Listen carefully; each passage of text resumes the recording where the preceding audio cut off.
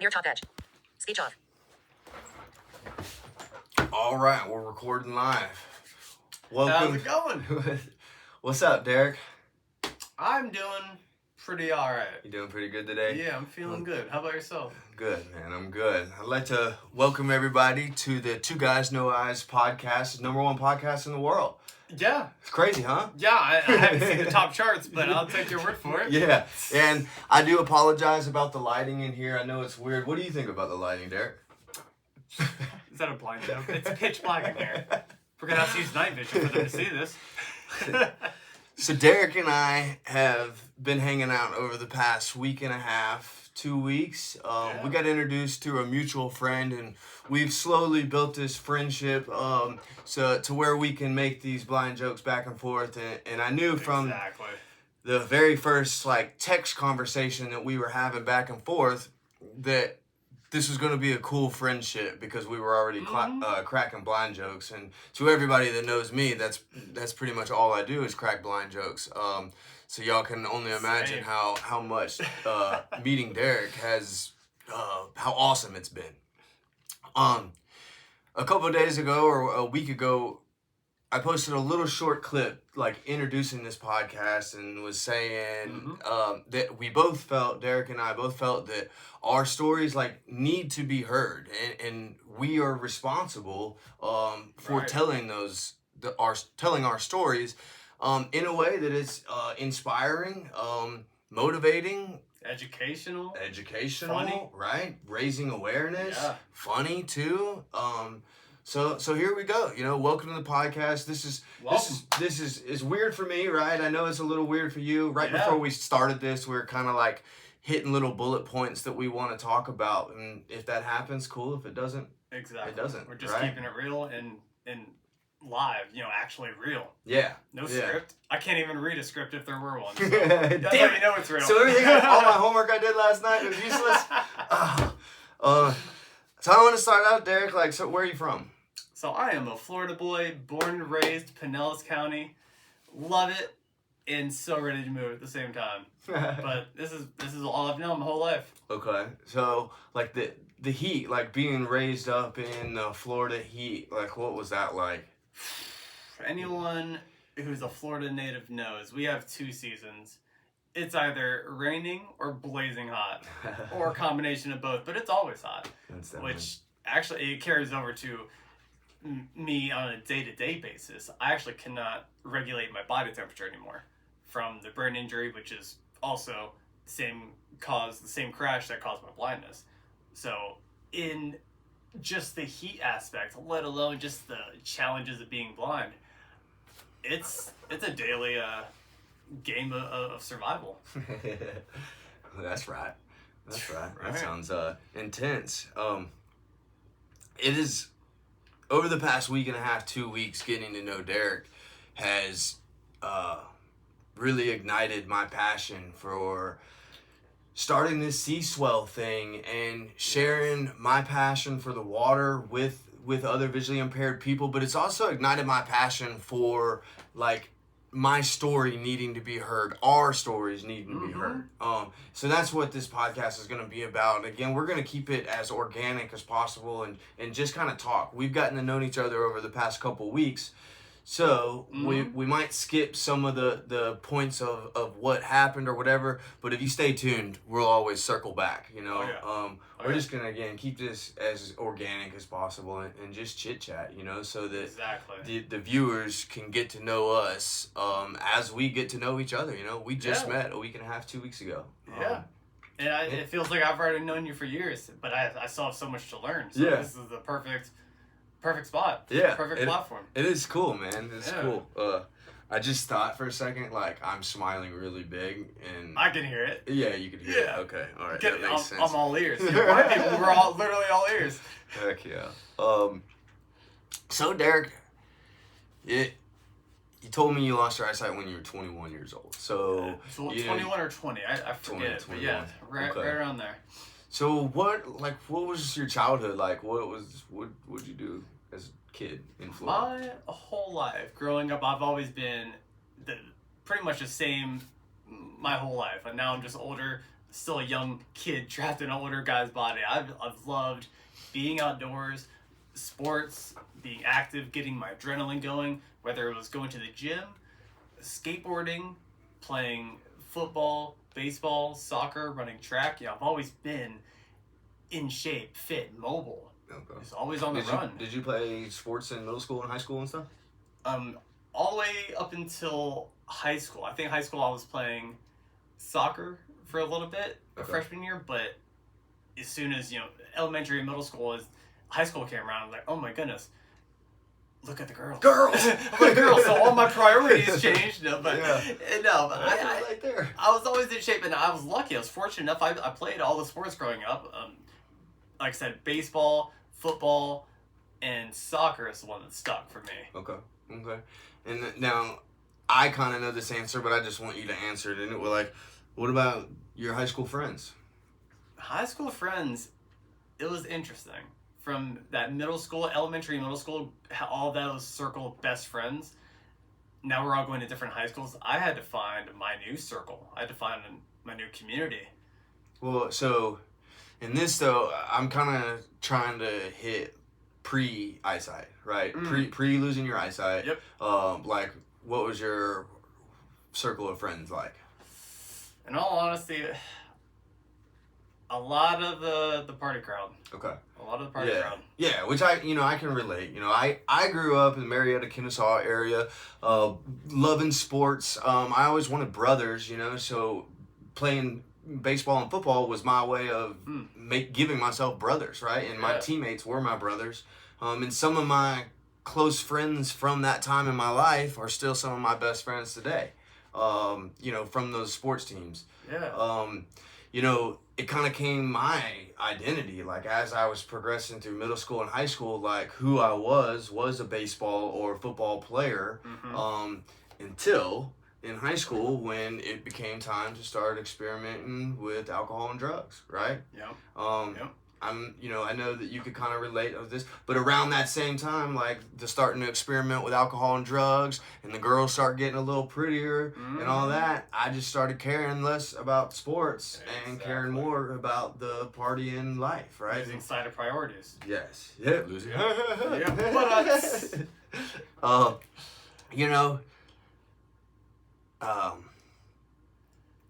I know you don't remember much of the year prior to your accident, right? But can you tell me what you do remember about that? Like, I know you told me a little bit of the chaos that was going on before, but like, let's just dive right into it, Absolutely. So my crash happened, just for date context, 2013. Because of my brain injury, I do not remember the night of my crash, and I only remember bullet points of that year, 2013. And the year before that, I remember more than 2013, but still, much of it is just patches of memory and segments of memory lost. At that point, so is mine. Yeah, it's weird. You're reading your own autobiography and flip forward a few chapters to the year 2013, just rip it out. It's like, well, what happened in this part? So I've had to learn that what happened to me is just what I've been told by doctors, family, and friends, because I don't remember it. And at the end of 2013, in November, leaving a car show with my air quote best friend.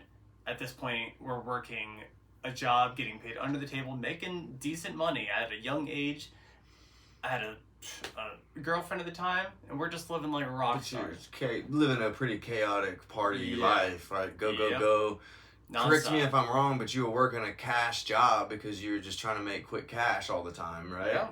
Which I could relate to at that time in my life, Any way I could make $1 or $2 quicker, right? And it was all about instant gratification back then. Exactly. Right? Okay. Exactly. So yeah, keep going. And, with that, living that exactly what it was, rock star lifestyle, and that's after,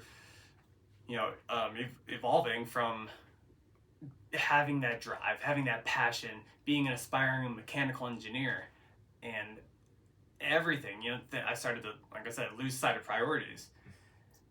Mm-hmm. And it's just, it consumed me, consumed everything. So at the time, and you kind of learned this through people, your mom and friends telling you, but you were in college at SPC, but you were living the party life, right? And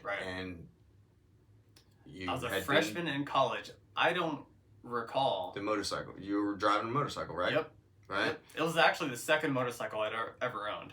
The first one I bought as a senior in high school. Mm-hmm. I don't remember this particular because I think it was 2012 when the peer of mine who I heard died in a motorcycle crash, a kid who I went to high school with. Mm-hmm. My mom says she believes that's why I sold my first motorcycle. And I don't remember. You don't remember that? I don't even remember buying the second motorcycle I owned. That's wild. Mm-hmm. I am just going to say this part because it's going to apply for later. Mm-hmm. That you had been drinking the night of your accident. Yep. Right? Yep. Drunk driving. And when I said I don't remember that night, also that I don't remember any details. Nope. Yeah. So you wake up in the hospital. After 70 days being in a coma, I wake up. 70 days in a coma. Yeah. And your mom was by your side through this whole thing. Yeah. She had to lose her apartment or something, right? House or something? The house that we had moved to earlier that year. Like I said, the crash was at the end of the year in November. Earlier that year, we had moved to this house, and my mom was literally by my bedside living in the hospital. Nurses would put together chairs to make a makeshift bed because she's being told by doctors, the prognosis being grave, as in your son is not going to survive. But even if I did wake up from my coma, they told her, don't expect the same son because my brain injury was that severe. And it gets deep real quick with Derek, right? But we've cracked these blind jokes and we laugh about this shit. But this deep stuff that we're talking about right here is why these stories need to be heard, right? It's the real life. You hear about the end or the start, but what about the in between? Like the details that go into. I want to jump in and point out your mom standing by your side, right? It is, it's because of people like that, mom, dads, family members, Roscoe, close loved ones, man, best friends, best childhood friends, staying by our sides, that we're sitting here today. We've met, we were able to go fishing another day, and we're able to do this, record this podcast, sit here together and laugh about this shit, right? Exactly. So we want to thank all those people that have been by our sides through all of this. Thank you. Sincerely. Those true friends, the friends that I started to push away when I started getting caught up in this new lifestyle, that new circle of quote unquote best friends. Yeah. The people that had to witness me at my darkest, I mean, those people were angels. The people that still stood by my side, the people that pushed me on, this is my gratitude for those people, right? By living right today. Yes. Right? Like we're living right. Yes, that helped me. Yes. Yes.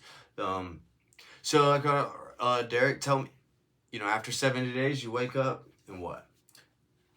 I only remember, I think, one, maybe two memories of my stay in the hospital, even post-coma, because it wasn't like I just woke up and, why can't I see? My memory, from my brain injury, my mom says I would wake up from a nap, not know where I was, and I didn't recognize her voice. So regularly, she would have to tell me who she was and that I was at the hospital because I was in a motorcycle crash. Now, imagine hearing this. Put yourself in my shoes. Imagine hearing this for the first time. You just woke up this morning. Why can't I see? Where am I? And you hear voices say, hey, we're at the hospital. You were in a motorcycle crash. At that point, I would start becoming overwhelmed and try to take off my blindfold. My mom would ask, what are you doing? Why am I blindfolded? Why can't I see? And she would have to tell me / remind me, well, in your motorcycle crash, you became blind. You hit a construction truck, which is how I became blind. I hit a construction truck with such force drunk driving that my eyes literally came out of my head. From the roof of my mouth up, my skull was demolished, so much so surgeons couldn't even find all the bits and pieces of my skull, so they had to take bone grafts and skin grafts from different parts of my body so it could be like the community bone and skin. I think you look pretty damn good. You can't see it. I'm giving like the face touch like Mr. Suave. Okay. All right. Shit, man. It's how do we go back to something light now? How is this our new normal? How do you we had to redefine. On the jump, so talk about meditation. I know, we've only known each other for a week and a half, and I bet that we've, mentioned. I've overheard you mention how important meditation is, but I really haven't asked you about it because I was waiting. I want to hear what you're about to say right now. All right. When I first looked into meditation, no pun intended. Oh gosh, here he goes again. You see this? But so searching, when I heard guided meditation on YouTube, I was like, what is a guided meditation? And found one. There's multiple, like guided meditation for sleep or for happiness, for this or that, and started listening to them. Just started falling in love with them. It was enabling my mind to just take a slow down. Breath. Yeah, just slow down and just not forget, but escape the world just for a little 30-minute segment of just peacefulness. Yeah. So I'm talking to one of my friends one day about, hey, have you ever found these guided meditations for sleep? I love. Is this friend that you're talking about a friend that you've known your whole life, or a newer friend since post eyesight loss? It was a friend who I knew pre-blindness. Okay. And actually for quite a significant amount of time. Okay. And so he knew me pre and post crash. Okay. Pre and post, lifestyle, everything. Yeah. Okay. And I was telling him about these guided meditations for sleep. I fall asleep and fall into a nap like that. He goes, Me too. Yeah, me too. You should listen to I think you would benefit from it. Yeah, he tells the me. inner child. Yeah, he tells me the guided meditation, talking to your inner child. I'm like, I've never heard of that. I was like, inner child? I have 2 young nephews and a niece. I have all the inner children, quote, quote, one would need. So not knowing this, I searched guided meditation, talking to your inner child. And the narrator guides you into this peaceful, you're relaxed, you're laying down. I fall asleep in my mind, in my consciousness. I get guided into a trance where in my mental vision, I'm seeing this young kid. Dreams don't completely make sense, but in your head, they're real. About a football field away, just a young kid at the bottom left of a big waterfall that's about 20 times bigger than he is. And I can tell it's a young kid, maybe like 8, 9, 10 years old. So I call out to him, hey, in my mind with the intention, hey, as in that doesn't look safe. Where are your parents? Kid, come over here. Why are you by yourself next to this big waterfall? So he looks to me, the kid, and as dreams don't make sense, it takes him only 2 seconds to walk from a football field away to right in front of me. He gets 5 feet away from me. Only then do I realize, oh my God, that's not just a young kid. That's me. That's a young version of me. Yeah, you as a kid. And I was speechless when I listen made to that realization. how much he remembers of this. That's what's so cool to me, is how much you remember of this. I mean, even after going, my brain injury, doctors telling my mom, even if I do wake up from my coma, my brain injury is so severe, don't expect the same kid. Having to be reminded on a daily basis of just normal things. I remember that guided meditation, that visual, and seeing it, because I had a history of sight, so I was seeing this in a dream state. It was real life. And young me gets close to me, and he has a look on his face that says, yeah, you called? And I was literally speechless. I didn't know what to say, because I recognized me, but young me didn't know I was the older him. My facial expression said. The only thing, after like a second of silence, the only thing I could say to him was, I'm so sorry. And he didn't know. There was no other context, no backstory, nothing. But young me just gave a slight little grin on his face. He goes, it's okay. I forgive you. And that was the first time post-crash that I was able to forgive myself, after learning that I was drunk driving that on my crash, after learning that my mom was living in the hospital and everyone's lives were being affected, a spiderweb effect.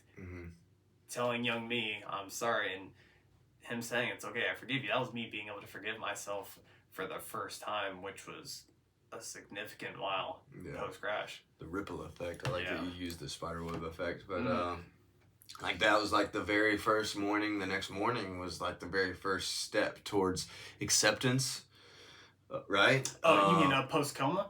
No. No. The morning after this meditation. Yes. You're waking up after this meditation, I or woke you're up coming from out of that trance, or whatever. right? I woke Meditation. up literally man. So, crying. yes. I woke up literally crying. Yes. Because it was just such a Powerful. weight lifted off my shoulder I didn't realize was there.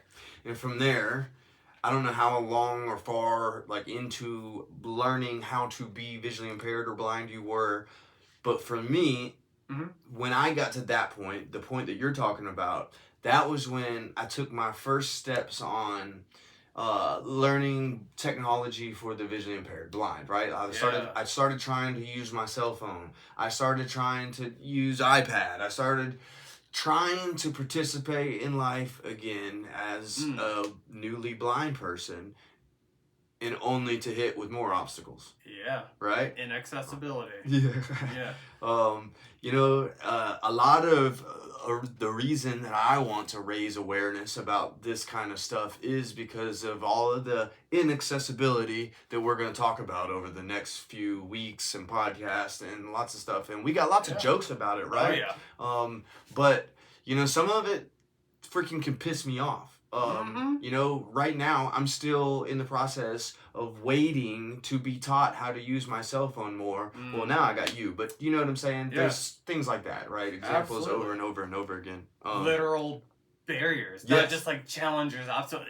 You cannot progress because maybe a website is just, I don't know, it's inaccessible. Or maybe that link or button you have to click, it doesn't say apply here or submit, it just says button. Yes. Button. Yes. Like what? And to people that don't understand what he means, what he's talking about using the voiceover setting on an iPhone. But so when we're scrolling through our phones, if whatever an app you would be looking at, consider that your cursor. Yes. We can swipe to the right or left or up and down, and our phone, our Apple products, because also laptops and such, they will announce what the cursor is on. Yeah. Well, and it's so if Publix is actually very accessible, but I'm trying to think of another, if Walmart, right, wanted me to go on their website and apply, right, but what Walmart's website isn't accessible to the voiceover setting, it is 10 times harder versus if there were an app.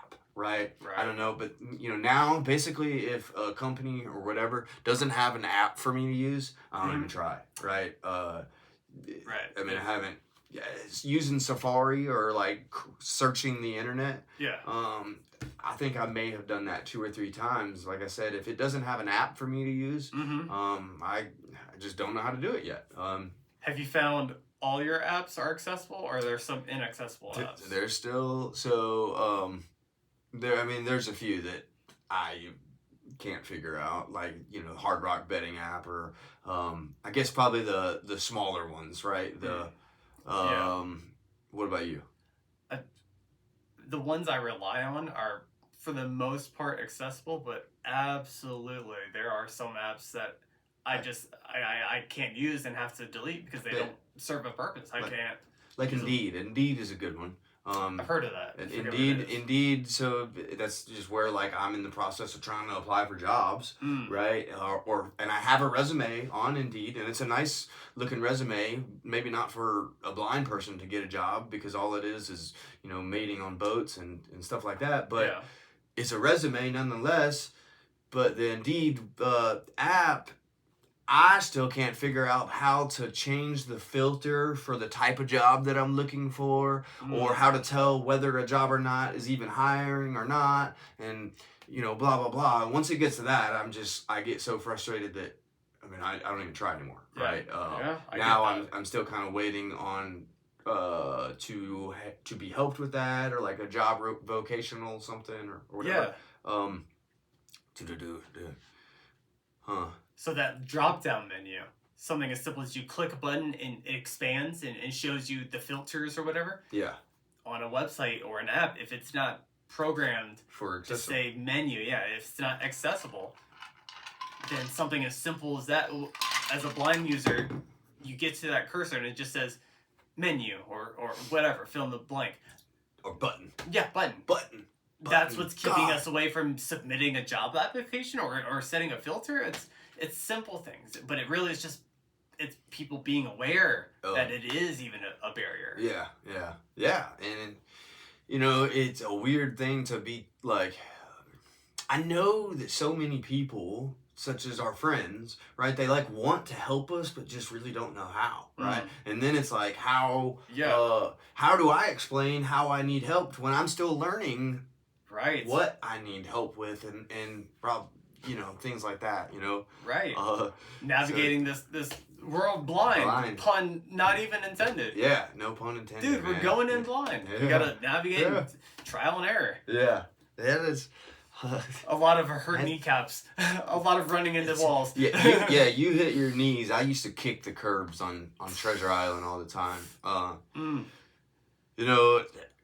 I kind of went into my story, right? Sports was a lot to do with my story, but I grew up going Lake Alatuna, boating and stuff, and I always knew that I loved the water.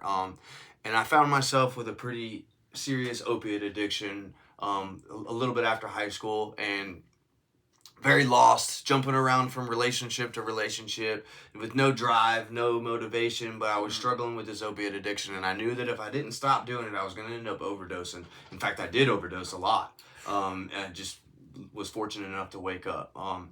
I had always loved the water. I had always wanted to move to Florida. I'd always wanted to move to the beach, right? And the opportunity came up, and I jumped right on it, man. I came down here in 2016, and I moved on to Blinds Pass Road. That's some crazy shit, right? The irony. Yeah, right. But I quickly was able to find jobs doing exactly what I was looking for, such as working on boats. I worked at, rented jet skis at Jack's Boat right in Johns Pass. I worked at Suncoast Water Sports, parasail boats, and on the beach, helping them for a little bit. And then my best job, my favorite job ever at Hubbard's Marina, being a mate on one of those. I mean, those jobs, I never was working a day in my life, man. It's still doing what you do, just changing how you have to do it, not changing what you do. That's pre-eyesight, yeah. Mm-hmm. Well, post-eyesight, yes. Right. But I'm still like saying, I had came down here and, I'm still talking about when I had my eyesight. Right. I had kind of found like the Florida life that I thought that I was looking for. Right. I had put opiates down. I haven't done opiates in almost 10 years now. That's a freaking miracle. And then in 2019, everything changed. Right? And I've very briefly mentioned to you, Derek, my friend Luke. Right. In January 2019, I found Luke dead. Right. So I was not only, best friendless at the time, but I was homeless. Right. So my life got pretty chaotic real quick, but I still had Hubbard's. And I had a friend, Angel, at the time, that was helping me out for a few months. And then in May or June of that year, one of the captains, literally at Hubbard's, was saying, "What's going on with your eyes?" I had been noticing something for a couple weeks, but I literally thought that the glare of the water, or maybe the sun was affecting my eyes, right? But within a couple of weeks, it had gotten so bad that it was like it is now, right? And I couldn't even tell what fish was what and stuff like that. Anyways, from there, for me, that's when the eye doctor journey begins, and the wasted of a lot of money, all of my savings. I spent every dollar that I had saved, I spent on eye doctors back then. I even spent some couple days in the hospital, only to be told for the next probably 9 months to a year that they didn't know what was going on, right? The eye doctors could tell that my eyeballs were okay. They could see that my optic nerve was messed up, but they didn't know why. And how did that feel? I'm curious, like emotionally, psychologically, to be told, "Hey, there's a problem you're experiencing, but I don't know what to tell you. I don't know what's causing it." Yeah. How did that feel emotionally? I mean, that 9 months to a year, maybe a year and a half after I quit working at Hubbard's and was blind, was the darkest years of my life, just like you were talking about the time in the coma and waking up, right? Yeah. That first year was the scariest. I was in denial. I was hurting everybody that was around me. I was living selfishly, and basically all I was doing was drinking. to kind of lighten the mood, I remember saying things like this when I would, before I would fall asleep, like, don't wake me up unless, I guess this is a prayer, right? Don't wake me up unless I can see again. Right, and maybe those prayers were answered. I just see a little bit differently now, right? Because the way that I view the world is different. Exactly.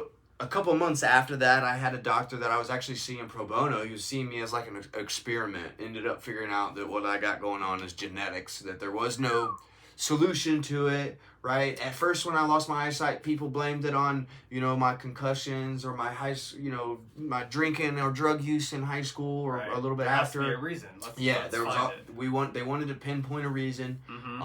And I would love to tell you that finding out that it was genetics, that it was not my fault, helped, but it actually made it worse.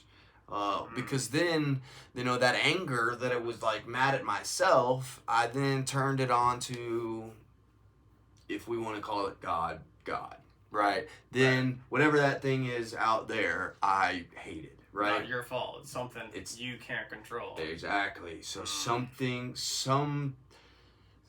happened to me that was out of my control,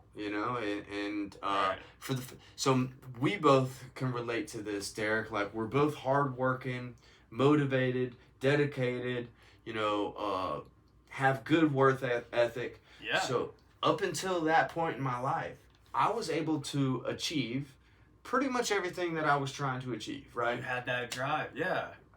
If I needed a new job, I quit the job I didn't like and went and worked and found a new job. If I wanted to move to Florida, I picked up and moved to Florida. When I overcame the opiate thing, I found the best job, in my opinion, in the world, working at Hubbard's Marina.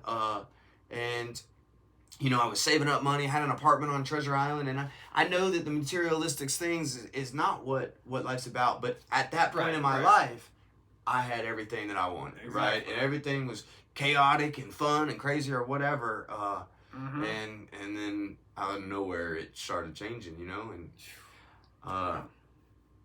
so it was a quick and sudden shift. Yeah, it's just same as yours, but obviously different scenario, scenarios. Different how, but still in the end result of change, and it was sudden. The one thing that I'm trying to key point or really point out is how even though our stories are very different when it comes to how we grew up and how our eyesight changes, the way that we came to the point of acceptance was the exact same way, right? I too myself was in the middle of, I guess a meditation, in the middle of a field for the second time, I'm not quite as spiritual over here as Derek. I was actually yelling at this thing that I was trying to make peace with out there in the sky or whatever, right? And I'm yelling and I'm getting mad. And then it hit me that me in this field at the Bridges of Hope in Louisville, Georgia, outside of Augusta, for the second time in 8 months, that's the best that I can do. That I'm going to wind up at that place in that field yelling at the sky over and over and over again if I don't figure out how to accept what's going on in my life, my eyesight, the changes, everything, and get my shit together. Stay sober, right? Quit drinking. And from there, I haven't drank since then. Incredible. That's a freaking miracle, Incredible. A little hope, right? If a crazy blind person alcoholic like me can stop drinking, you can too. With how no pun or irony, but how accessible and prevalent alcohol is. You get off work, let's go grab some beers. It's become so normalized. And everybody, and this is not to blame anybody around me because I did all this. I'm very selfish, but it was very easy for me to help have my friends co-sign me drinking when I had just lost my eyesight and pour me another drink, right? When, I don't think I've, talked to anybody that hasn't said, I would have drank a lot too, right? After losing their eyesight the way that I did, Sure. It's, I don't know how long, I don't want to go 3 hours though. I have no idea how long it's been. I don't know. Alexa, what time is it? All right, thanks. Love you too, Alexa. I'm blind, whatever. but she's deaf. Yeah. I just want to talk about going fishing yesterday or Saturday. So we just went fishing. My blind friend and I.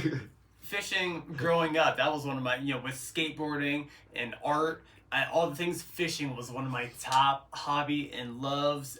From 8th grade to 9th grade, that summer break, I would get on during summer break. So when there's no school, nothing, I would get on my bicycle and ride with my fishing pole and backpack to my fishing spot. Every single day I was out there at the water trying to just pull in whatever I could hook onto. I loved fishing and have not been fishing at this point. It was like 11 or so years. Yeah, you didn't even know what you were missing until the other day, though. That's why I'm so passionate about sharing the experience. Every one of the people that have seen some of the pictures on Facebook and stuff so far, what they told me is that the smile on your face was huge, and I was like, that's exactly that's what I'm passionate about. The first year after my eyesight got bad, in the midst of me drinking and trying to figure out how to accept all this and what was going on, in one of those nights, the thought occurred to me that I wanted to start this business and eventually nonprofit, Seaswell, right? Yeah. And what I want to do is share my passion with other visually impaired and disabled people. Right. When I came up with that idea, again, I was drinking and maybe there was a little mushrooms involved or something. Anyways, but I couldn't. That passion of just ocean in general, or the ocean, like being out there on the water, being able to have boating, fun. island hopping, the smell of freaking sunscreen, all that. At that time in my life, though, I couldn't straighten up enough. I couldn't get it together in order to start this idea, this brand, this Seaswell, right? Until I had to get sober, right? So I had to leave Florida for a little bit. And kind of get my mind right, and have since moved back. I moved back in June, and in that first month or two that I was back, I was bored, kind of thinking of what I wanted to do with my life. Again, I'm back here in Florida, trying to figure out what's going on. And one day I start taking a swim. Right, I'm out on the beach, and I just start swimming, like kind of for exercise, not kind of like for exercise. I just wanted to swim. And when I was done, I realized that I had just swam for over an hour and that it was exhausting. But I also did not think about how bored I was or what I was going to do when I grow up or what kind of problems. I don't have no money or what I'm going to eat ramen noodles tonight or blah, blah, blah. I was in meditation the whole entire time, right? And that's when the thought occurred that I should try to get scuba certified. What in the hell? It's right. Over the next couple of weeks, that's incredible. I call around and I get denied at a few of the places, but the Madeira Beach Dive Shop calls back and they got a guy named Will who has certified a paraplegic.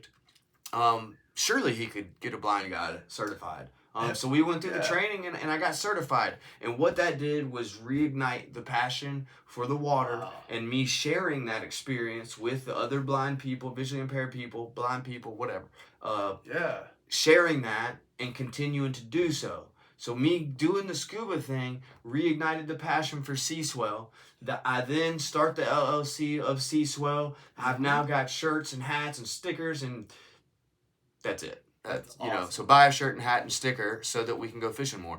And help people like me literally be out there on the water for the first time in over a decade doing something I genuinely love and missed. Yeah. Just something as simple as throwing the line out, and as soon as you feel the tug, just realize by the end of it, simple. By the end of it, at the beginning of the day, I was having to show you where to put your hand on the fishing pole and where not to touch and where to touch. Yep. And by the end of the day, you were baiting your own hook. You were catching your own fish. Man, and I look forward to the videos getting posted on social media. Philip's in the process of working on all that. Nice. That's exciting stuff too. Nice. I don't know, man. I could sit here and talk forever, but I kind of don't want to because I want to break this up, right? I don't want to, Good point. do 3 hours of just over talking. Exactly. And I'll be honest, most people aren't listening at this point anymore now because we've gone on so long. Right. We'll have segments. Then. Yeah, exactly. So, thank you for tuning in to Two Guys, No Eyes. We look forward to continuing, no pun intended, right? We look forward to, continuing to do this. Clyde, you introducing Derek and I is, we can't thank you enough for doing that. We sit here. I don't know if I told you, the night I met Clyde, as you know me, my personality, just being funny, silly, I'm talking to Clyde the same way, the friend that introduced Kyle and I. And by the end of the conversation, Clyde says, I need to introduce you to my friend, Kyle. He goes by the name Blind Kyle. I'm like, already, I like the dude. I gotta meet him. Any blind guy who goes by Blind Kyle, I'm like, yeah, I already like him. So we met, and I swear, right off jump, it was just, oh, you're equally as funny too. We both enjoy life. This is gonna be fun. Yeah, I'm definitely looking forward to it. We'll wrap it up with one last question, and let's just both see what we can, what first pops into our head. What is one reason that you feel as if raising the awareness of visually impaired and blindness, how that it can be beneficial not only to ourselves but to other blind people? I mean, instinctively, quality of life. Yeah. To make something as simple as just living life not challenging, or it's just a little easier. Yeah. Enabling me to do things I would still want to do, and I still do want to do, but maybe there's a barrier in front of me or behind the next person, the next blind person who's just became blind like we did and doesn't know how to navigate this world. Yeah. I'd say raising awareness is the first step, because then it's just letting people know, hey, I'm still Derek. I want to participate. Yeah. Yeah. Yeah, I want to participate in life. Yeah. And you said that earlier. Participate in life. I want to participate, man, and it happened to me the other day, dude. I was at the freaking cafe, and this guy asked me, why would you want to scuba dive blind? And I said, to stop people from asking that freaking question, right? Yes. There is nothing that I don't want to do just because I'm blind. I mean, maybe I shouldn't drive a vehicle, right? Until Elon Musk comes up with some Tesla, whatever, right? You hold your cane out the window. Yeah, there's that video our friend posted of that. That's funny. So I just ended up, man, here, but my answer to that, my own question, is the connections, man. The connection that we've already been able to form. Yes. So I don't know about you, but for me, I do have some really good friends that I grew up with. I have some really good friends that work with me at Hubbard's Marina. I have my family who is very supportive, but none of them know what it's like to lose their eyesight and how to figure out what it's like to navigate this world visually impaired, right? Exactly. But we do, and just to, being able to be vulnerable. Like when you called me, just coming over to the house, the studio, coming over to the studio, Derek calls me and he says, hey, do you mind coming outside to meet you? That kind of thing, if I were to have to do that to one of my normal friends, I know that they would say, yes, I'll be right there. But it's still, for some reason, to me, I don't like having to do it. Right? You can relate, right? Absolutely. I feel like I'm being annoying, or I don't want to have my friend or whoever go out of their way just to compensate this and that. Which is a bunch of bullshit, and we both need to get over that, right? Because like Clyde was saying, and like all of our friends would tell us, they enjoy us having us around, but for some reason, man, that shit just keeps doing that. So, all right, man, this has been cool. Podcast number 1. You got one more? You got something? Yeah, I'm going to try to put my fist out so we can fist bump. Oh, you see that? Is he really even blind? It was first try. Nice. All righty. Yo, thank you very much for tuning in. Stay tuned.